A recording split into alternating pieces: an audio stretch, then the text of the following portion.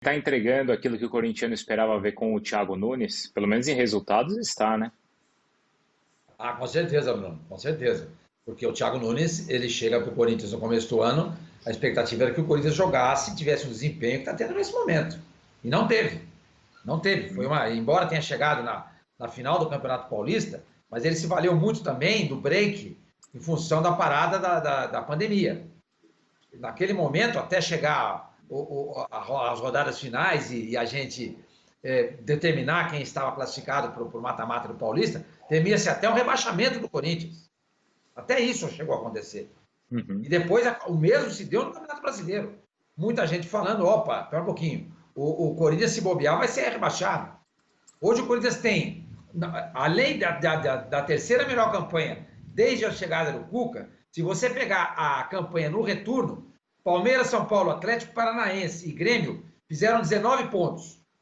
19 pontos. Sendo que o São Paulo tem 10 jogos e o Atlético Paranaense também. O Corinthians tem 18 pontos com 9 jogos. Com 9 jogos. Então, o Corinthians entrega com o Mancini o que o torcedor do corintiano esperava na época do Thiago Nunes. Ele conseguiu. Agora, ele teve 2 reforços importantes. O Otero e o Casares. Mas foram indicações dele. Ele pediu. Ele teve o mérito nisso. E outra coisa, ele está conseguindo controlar especialmente o Casares. O Casares é um jogador que, se ele perder o foco, ele é um ótimo jogador, todo mundo sabe disso. Mas o problema dele é o extracampo. Se ele perder o foco, vai ser problema. Do jeito que está tudo funcionando muito bem. Está tudo funcionando muito bem. Então, é mérito do Mancini. Claro, ele consegue tirar desse time, por exemplo, o que o Cuca tira do Santos. Exatamente, eu acho que é uma comparação bem cabível nessa questão. A gente vai ver os reforços aí, os números. O professor sempre bateu nisso, né? Ah, mas poxa, o Thiago Nunes não tem. Ele não tinha, professor? Ou dava Não tinha, não. ou dava para ter feito mais com o que tinha? Não tinha para jogar. E tem uma outra coisa, a exigência que tinha sobre o Thiago Nunes era muito maior do que a exigência em cima do Mancini. O Thiago Nunes chegou para transformar água em vinho. Queriam que ele fizesse um time soltinho.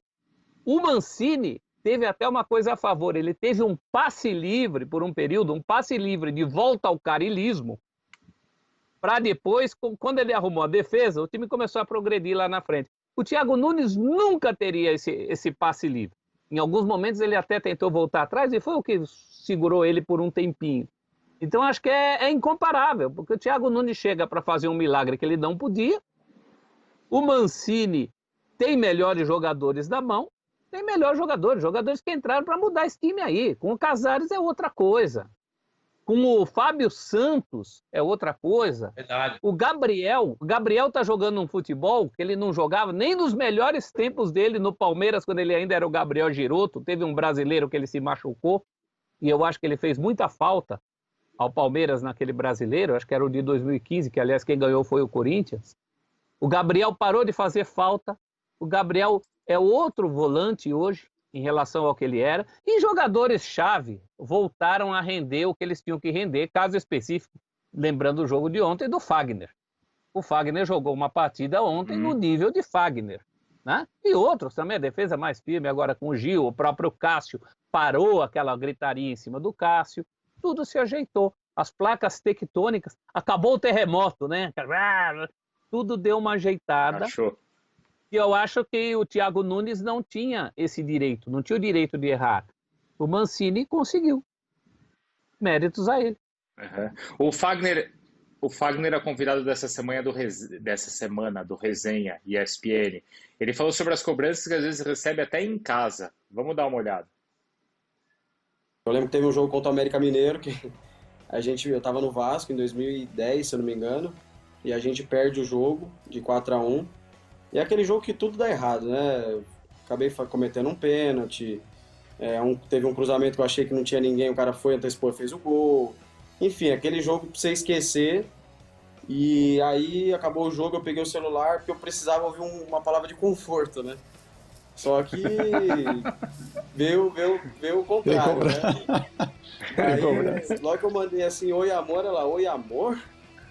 O que aconteceu hoje? O que você estava fazendo? Aí, assim, na hora eu fiquei muito bravo, muito bravo. Sim. Mas eu entendia que era pro meu bem, né? E aí até a gente não se falou mais durante a noite ali, eu voltei pra casa. E aí no dia seguinte eu falei pra ela, ó, você tem que me cobrar mesmo, eu sei que você é a pessoa que tá do meu lado e que quer o meu bem porque a gente vai crescer junto. Eu falei assim, só que naquele momento eu não precisava da cobrança, eu precisava só de um apoio. E no dia seguinte você podia me cobrar o que você quisesse.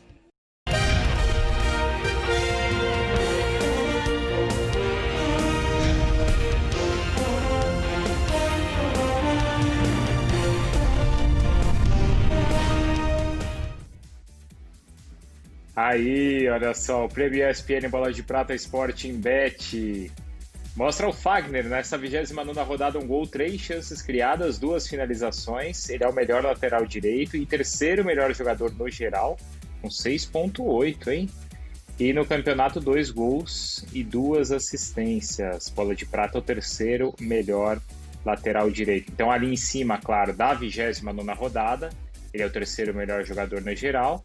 Tá? E aí na competição toda, ele é o terceiro melhor lateral direito e a pontuação dele é 5,2. Essa aí de mandar uma mensagem assim, oi amor, hein Cícero? Você manda oi amor, aí volta assim, amor, hein Cícero?